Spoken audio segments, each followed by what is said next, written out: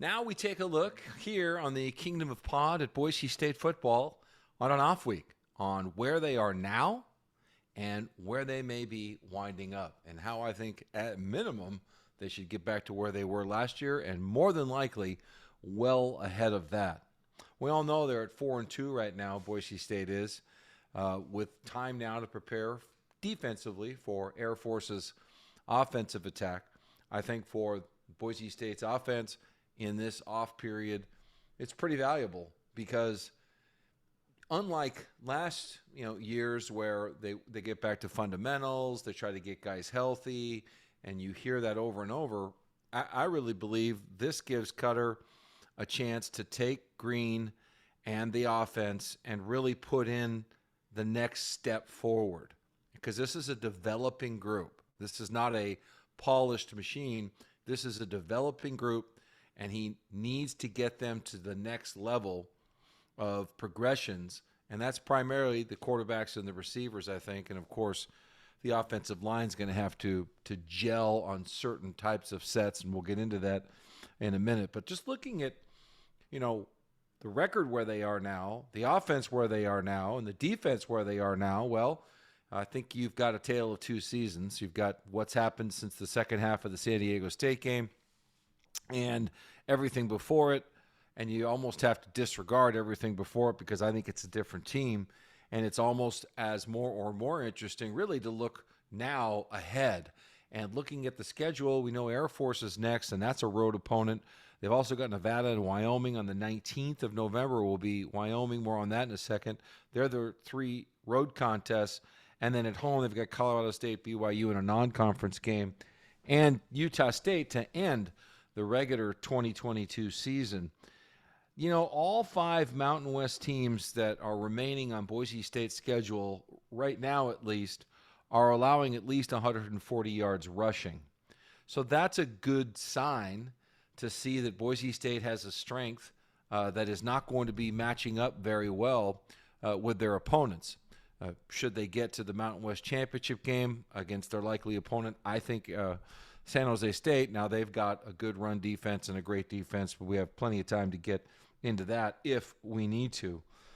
Really, of the conference games remaining, I think it's more likely that Air Force will be the toughest opponent. And the trick here is that Air Force already has 2 losses.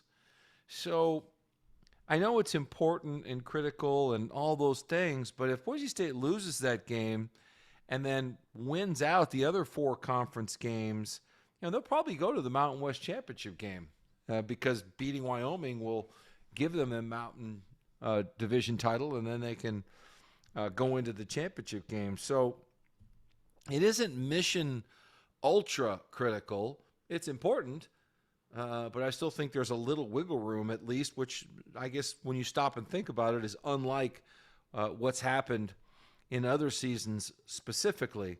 Air Force's losses on the road against Wyoming and Utah State surprised us all. I thought we'd all penciled in Air Force as somebody that would more than likely win the Mountain when Boise State was struggling as much as they were. So I think that it's going to be interesting in the matchup because you've almost got 2 teams that want to control the game on the ground, control the time of possession, catch you off guard, and hit you with deep shots. So who's going to be able to do that more effectively against each other? So we'll wait till we get closer to that game to break it down more than just that. But it is certainly, with the Boise State offense now, a much different kind of matchup than we've ever seen Boise State and Air Force have. So looking at these remaining games, you got 6 to go, and I said, okay, you're at 4 wins now. I find it hard to believe that Boise State won't beat Colorado State and Utah State at home, and that they probably should beat Nevada on the road. By that time, Nevada may be out of it. Those fans tend to front run, so they may be on to other things. It could be a difficult game. They're having a lot of personnel issues at Nevada, so that puts Boise State at 7 wins. And then you go into the rest of it and think, okay, can you beat the Wyomings and Air Forces and BYU. I looked at the Wyoming game and I thought, I've been there enough times myself to know that it always seems like a snowstorm hits when Boise State travels to Laramie. And I looked at the weather and it said there's an 11% chance on an annual basis to have precipitation on the 19th of any particular November. And if it does have precipitation, it's over 50% likely it'll be snow.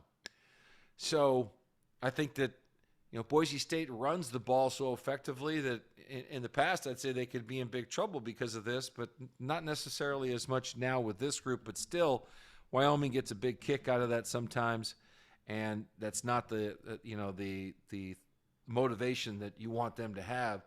Not only just beating Boise State, but thinking that Boise State's at a high end of elevation in the snow. And I went to a game where they absolutely destroyed Wyoming in the snow. So I think all of this is possible. BYU's an interesting opponent for Boise State. They've got a couple of losses, but are we really going to knock them for losing to Oregon on the road and then losing to Notre Dame in a neutral game in Las Vegas? Pay attention. The 15th of October, if you're listening to this today, this weekend, they've got a home game against Arkansas from the SEC. Arkansas had a fast start, looked like a great team, lost a fairly close game to Alabama. They're at 3-3, but to get an SEC opponent there at LaVell Edwards Stadium is a pretty special opportunity. I think we'll learn a little bit more about BYU.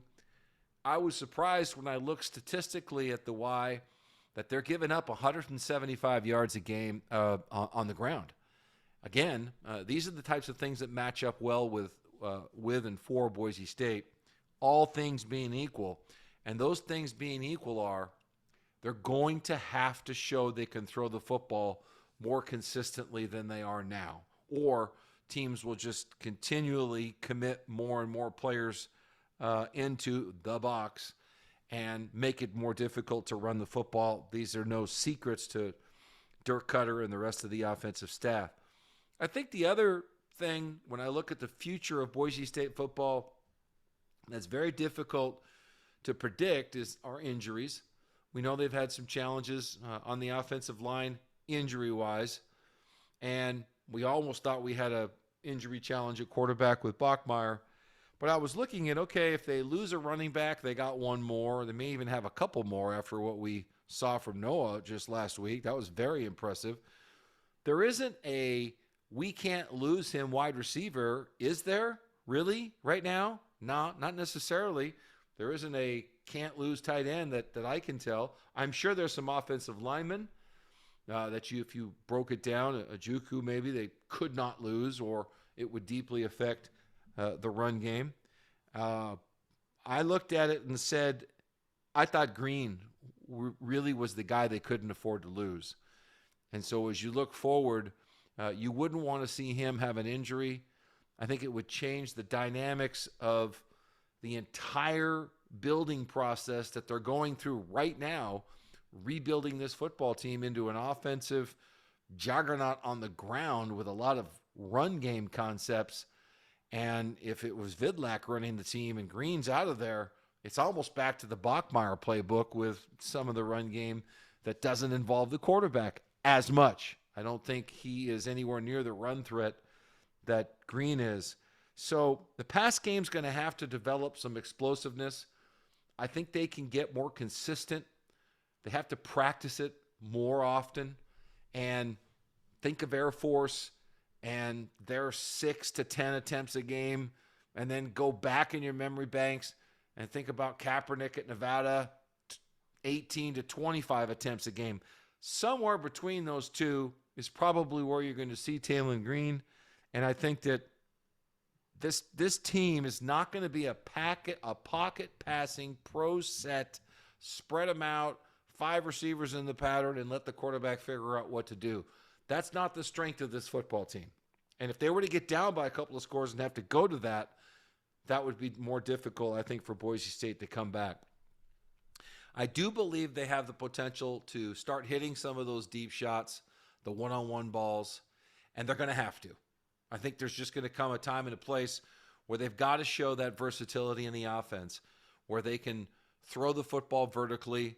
And as they get more and more successful with that cross buck, zone read option, inside zone, outside zone read option game on the ground, those safeties are going to be coming up, and you're going to be able to throw it over their heads. There's a lot of things that Cutter can develop out of that, and their time will come to hit some of those deep shots. I would like to see those opportunities come where guys are more open by surprise, more similarly to the way that Air Force gets guys open. Sometimes there isn't a person within 15 yards of their receivers because you're so keyed on the run and they catch you off guard. I'd like to see some opportunities like that come up for Green to be able to hit some wide open receivers. Very fortunate to have an experienced play caller in Cutter to pull all this together. So is there a chance they can run the table? Of course. Are you really that nervous about a 2-loss in-conference Air Force, Nevada, Wyoming, Colorado State?